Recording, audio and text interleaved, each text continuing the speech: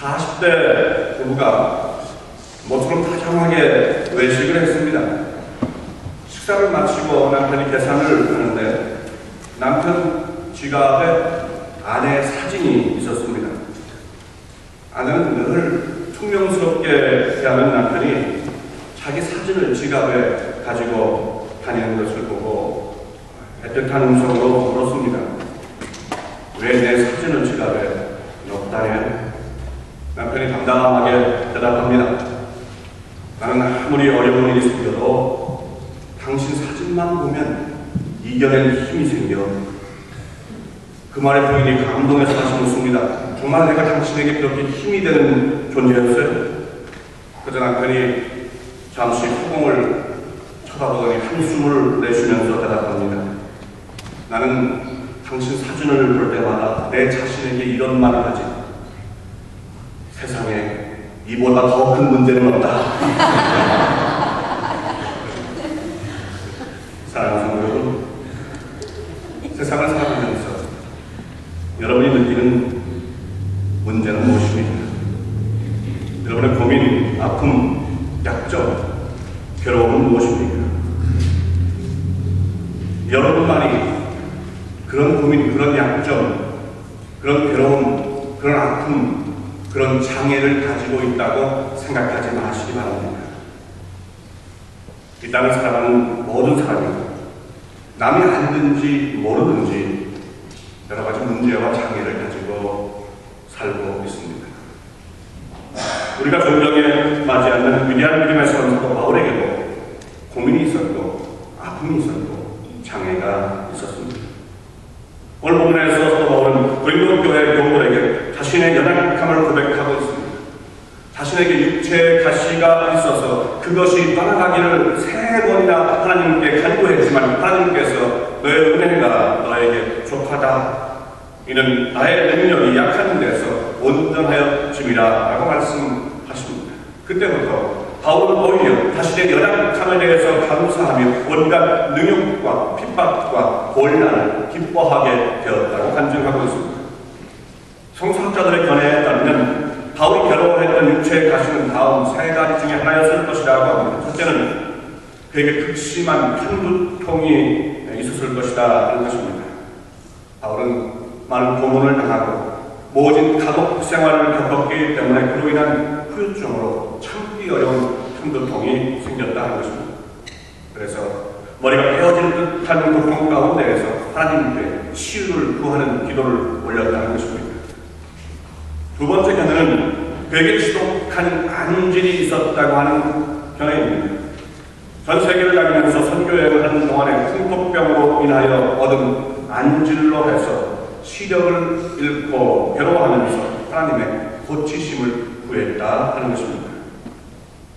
세 번째는 간질이라고 하는 견해로서 쉼없는 일정과 여러 교회와 많은 교우들로 인한 스트레스로 인해서 갑자기 정신을 잃고 쓰러지는 간질 때문에 고통을 겪으면서 하나님의 치료의 손길을 간구했다 하는 것입니다.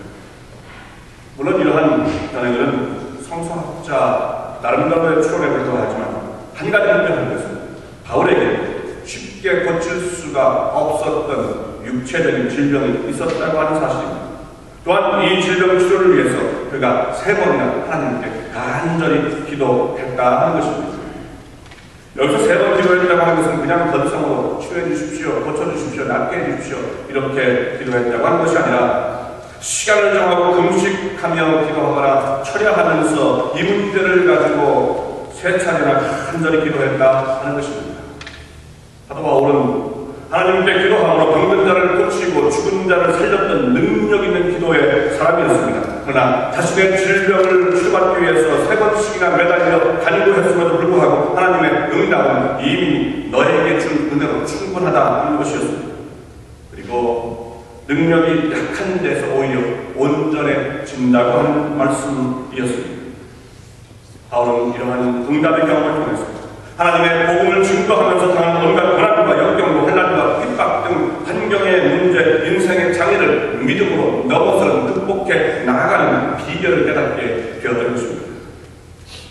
그리고 세상을 살다 보면 환경으로 인하여 곤란을 당할 때가 있습니다. 물질로 인해서 어려움을 겪을 때가 있습니다. 잘못된 인간 관계로 인해서 고통받을 때가 있습니다. 주변의 여건과 상황이 성공으로 향하고자 하는 우리의 발걸음을 붙잡을 때가 있습니다. 바로 이러한 때 우리는 신세를 한탄하고 환경을 원망하는 것이 아니라 우리의 믿음으로 이 환경의 장애를 극복해 나갈 수 있어야 합니다. 그럼 이 장애를 이기는 믿음은 어떠한 믿음입니까? 우리가 어떻게 할 때 인생의 장애를 극복해 나갈 수가 있습니까? 첫째로 쉼없이 노력함으로 장애를 극복해야 합니다. 우리가 쉬지 않고 애쓰며 노력할 때 환경에 어려움을 이겨낼 수가 있습니다.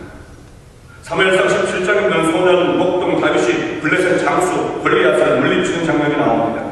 여기에서 다윗은 양을 칠 때 양들을 습격하는 맹수들을 막는 데 쓰던 막대기와 물맷돌만을 가지고 갑옷과 투구, 칼과 방패로 완전 무장한 적장 골리앗 앞으로 나갑니다.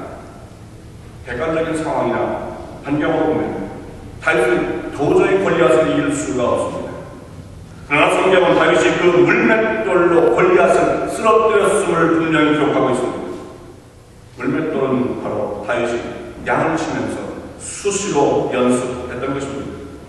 맹수를 쫓기 위해서 늘 물맷돌을 던지면서 연습하고 노력하던 다윗이 결국 그 물맷돌로 온 이스라엘이 두려워 벌벌 떨던 블레셋 장수 골리앗을 쓰러뜨렸던 것입니다. 물론 이 사건은 하나님께서 함께 하심으로 일어나는 기적과 같은 사건이지만 분명한 것은 하나님께서 바로 그 기적의 도구로 다윗의 물맷돌을 사용했다 하는 것입니다. 다윗의 노력과 훈련을 기적의 도구로 쓰시는 것입니다. 이처럼 노력하는 자, 애쓰는 자, 수고하는 자가 하나님의 도우심 안에서 환경의 어려운 인생의 장애를 극복해 나갈 수 있는 것입니다. 1800년도의 초에 미국 노스캐롤라이나 주의 롤이라고 하는 작은 마을에 앤드류라고 하는 청년이 있었습니다. 그는 남의 집에서 일꾼으로 일하는 가난한 부모님 밑에서 태어납니다. 게다가 3살 때 그 아버지마저 세상을 떠나게 됩니다. 집안 형편이 어려워서 학교에 다닐 수가 없는 처지가 되었습니다.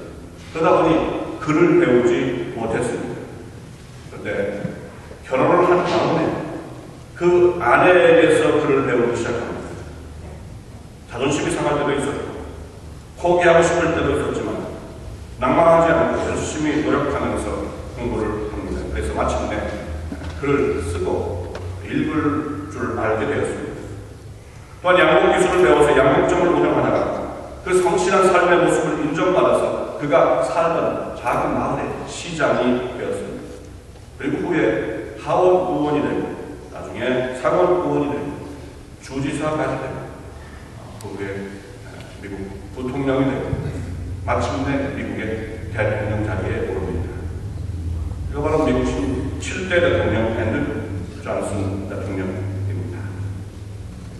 우리에게 이미 주어진 환경에서 낙심치 않고 성실하게 노력하며 살아갈 때 하나님께서 그 노력 위에 함께해 주시고 그 삶을 성공으로 이끌어낼 수가 있는 것입니다. 믿음의 삶은 세번 종으로 팔리고 억울하게 모함을 받아 가문살이를 하면서 하나님을 원망하지 않습니다. 자신의 환경을 탓하지 않습니다. 주어진 상황에서 최선을 다해서 일했습니다. 성실하게 책임을 감당해 나갔습니다. 노력했습니다. 그럴 때 하나님께서는 그를 고통의 진흙밭에서 건져내서 영광의 보좌에 앉혀주셨던 것입니다. 저는 포기하지 아니하고 자신의 삶에 최선을 다해 노력하며 살아가는 사람이 마침내 환경의 장애를 극복하고 승리할 수 있는 것입니다. 여러분들도 이러한 믿음이 새겨지기를 바랍니다. 포기하지 않고 쉼없이 노력하는 신앙 자세를 간직하시기를 바랍니다. 그리하여 마침내 그 이후에 하나님의 은혜가 채워지는 거룩한 은총의 사건을 경험하시기를 간절히 축원합니다. 둘째로 우리가 늘 감사함으로 삶의 장애를 극복해낼 수 있어야 합니다. 어떠한 처지, 어떠한 형편에 있다 할지라도 감사하는 삶을 살아갈 때 환경의 장애를 넘어설 수가 있습니다. 수도원에서 수도 생활을 하는 수도사나 교도소, 감옥 안에서 감옥살이를 하는 죄수나 그 외적인 환경에는 별 차이가 없습니다. 정해진 시간에 일어나야 합니다. 정해진 시간에 자야 합니다. 정해진 음식을 먹어야 합니다. 정해진 옷을 입어야 합니다. 일정한 구역에서 벗어날 수 없습니다. 그 정해진 그 구역 안에서만 생활을 해야 합니다. 그런데 수도자의 표정과 마음, 죄수의 표정과 마음은 천지 차이입니다. 수도자의 하루는 기쁨과 보람입니다. 하지만 죄수의 하루는 고통과 한숨입니다. 어디에서 이런 차이가 생깁니까? 그것은 바로 감사가 있고 없음에 따라 달라지는 것입니다. 수도자는 날마다 감사하며 살아갑니다. 먹는 것도 감사합니다. 입는 것도 감사합니다. 일하는 것도 감사합니다. 자는 것도 감사합니다. 반면에 감옥 안에 있는 죄수, 수인은 날마다 불평 속에 살아갑니다. 먹는 것이 불평입니다. 입는 것이 불평입니다. 일하는 것이 불평입니다. 자는 것도 불평입니다. 그러기에 하루하루가 탄식과 괴로움과 한숨밖에 나오지 않은 것입니다. 하나님께서는 우리 성도를 향해서 항상 기뻐하고 범사에 감사하라고 말씀하고 있습니다. 데살로니가전서 5장 18절은 범사에 감사하는 것이 그리스도 예수 안에서 우리를 향하신 하나님의 뜻이라고 말씀하고 있습니다. 그러기에 감사하며 살아가는 사람이 하나님의 뜻을 이루어드리는 삶을 살게 되는 것입니다. 얼마 전에 한국에서 있은 일입니다. 서울의 강남에 사는 한 부유한 집의 딸이 유흥비를 마련하기 위해서 어린 중고생들의 금품을 빼앗다가 경찰에 붙잡히게 됩니다. 그 아이는 부모로부터 한 달 용돈으로 200만 원을 받는 아이였습니다. 온 가족의 월 수입이 200만 원이 안 되는 가정도 많은데 용돈으로 200만 원씩이나 받은 것입니다. 그런데 그것이 부족해서 그것도 모자라서 강도질까지 한 것입니다. 그 사건이 신문에 보도되자 한 중학교에 다니는 어린 학생이 경찰에 잡혀있는 그 부잣집 아이에게 이런 편지를 보냈습니다. 언니에게 나는 7평짜리 임대 아파트에 사는 여중생이야. 우리 아버지는 사업을 하시다가 실패하셔서 7년 전에 쓰러지셨어요. 그 후에 우리 식구는 지하도에서 노숙을 하다가 재개발 지역의 임대 아파트를 얻어서 월세 4만 원씩을 내고 살고 있어요. 우리 엄마는 자식들을 먹이기 위해서 피까지 빼서 파신 적이 있어요. 하지만 언니, 우리는 하나님을 믿는 신앙 하나로 살았어요. 세상을 원망하지 않고 날마다 찬송을 부르면서 감사하며 살고 있어요. 그 덕분인지 몰라도 우리 오빠는 이번에 명문대학에 합격을 했고 나도 초등학교를 1등으로 졸업을 했어. 언니는 너무나 좋은 환경에서 자라고 있는 것 같아요. 보통 사람은 꿈도 못 꾸는 환경에서 먹을 것, 입을 것 걱정 없이 살고 있잖아. 그러니 마음을 돌이키고 성실하게 살아간다면 밝은 미래가 있을 거야. 언니, 절대로 좌절하지 마. 주님 안에 희망이 있어. 하나님은 남부러울 것이 없는 부잣집 딸입니다. 한 달에 200만 원씩 용돈을 쓰면서 삽니다. 그런데 매사에 불평, 불만, 투성입니다. 기쁨이 없습니다. 소망이 없습니다. 그런 게 미래가 없는 것입니다. 그런데 한 달에 4만 원, 35달러짜리 아파트에 사는 여중생에게는 감사가 있습니다. 기쁨이 있습니다. 소망이 있습니다. 미래에 대한 꿈이 있습니다. 다른 사람을 위로하고 격려할 수 있는 능력이 있습니다. 무엇이 이러한 차이를 만들었습니까? 그것은 바로 감사하는 믿음입니다. 하나님을 향한 믿음, 예수 그리스도를 향한 감사의 신앙이 지옥 같은 환경에 둘러싸여 있는 여중생에게 천국의 은혜를 누리는 특권을 체험하게 한 것입니다. 여러분들에게도 감사의 믿음으로 환경의 장애를 극복할 수 있는 경험이 있기를 바랍니다. 감사의 신앙, 삶의 모든 어려운